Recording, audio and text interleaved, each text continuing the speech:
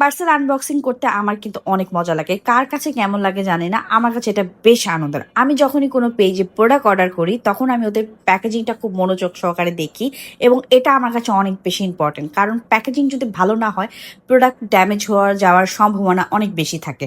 তো প্যাকেজিং যদি ভালো থাকে তাহলে প্রোডাক্টটা ভালো থাকে, এটা আমাকে অনেক স্বস্তি দেয়, এবং তখন প্রোডাক্টের অনেকটা ভালো একটা রিভিউ চলে আসে মন থেকেই, যে না ওদের প্যাকেজিংটা ভালো, নিশ্চয়ই প্রোডাক্টটাও ভালো হবে।